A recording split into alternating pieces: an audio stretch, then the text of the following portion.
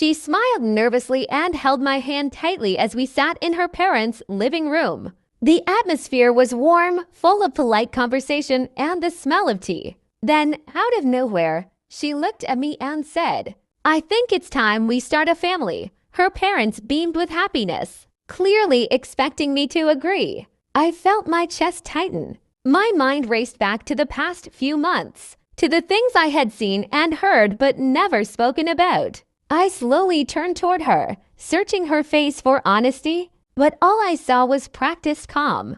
My heart was pounding, yet my voice came out steady. "With which man?" I asked quietly, but clearly, right there in front of her parents. The room went silent. Her mother's smile froze, and her father put his teacup down with shaking hands. She stared at me like I had slapped her, eyes wide with shock. "What are you talking about?" she whispered. I leaned back in my chair, finally feeling the weight lift off my chest. "I'm talking about the messages I saw, the late night calls, the business trips that never added up," I said calmly. Every word felt heavy but necessary. Her father frowned and asked her to explain. She tried to laugh it off, saying I was joking or overthinking things, but her voice cracked and the room knew the truth before she admitted it.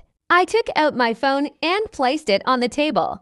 I didn't show everything. I didn't need to. Just seeing her reaction was enough. Her face turned pale and she couldn't meet anyone's eyes anymore. Her mother asked her again, more firmly this time, what was going on. Tears started to fall as she confessed that she had been confused, that it didn't mean anything. She said it was over now and that starting a family would fix everything. That was when I realized how differently we saw love and responsibility. I stood up slowly. "A child doesn't fix lies," I said, "and a family can't be built on secrets." My voice wasn't angry. It was tired. Her father apologized to me, which hurt more than anger would have. He said he raised her better than this. Her mother cried quietly, ashamed and heartbroken. I felt sympathy for them, but I knew staying would only destroy me. She begged me not to leave, saying we could go to counseling,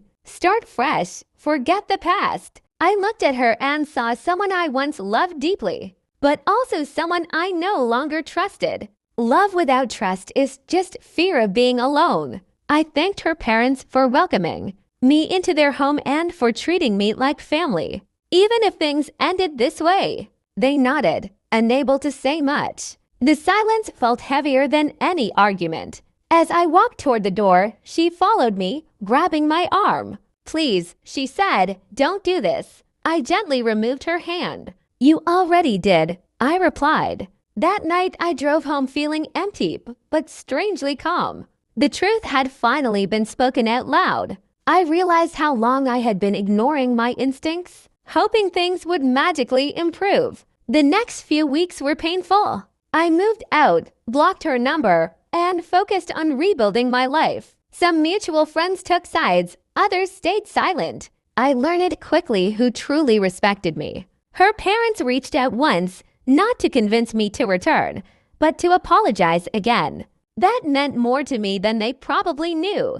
It reminded me that honesty still existed, even if it failed in my relationship. I spent time alone, reflecting on what I wanted from life. I wanted peace, trust, and a partner who chose me without hesitation. I promised myself I would never ignore red flags again, no matter how much I loved someone. Months later, I heard she had moved on quickly. Surprisingly, it didn't hurt. It only confirmed that my decision was right. I felt free from the constant debt that had once consumed me. One evening, as I watched the sunset, I thought about the question I had asked that day. It wasn't meant to humiliate her. It was meant to protect myself and any future family I might have. I realized that courage isn't always loud or dramatic. Sometimes, it's a single honest question asked at the right moment, even when everyone expects you to stay quiet.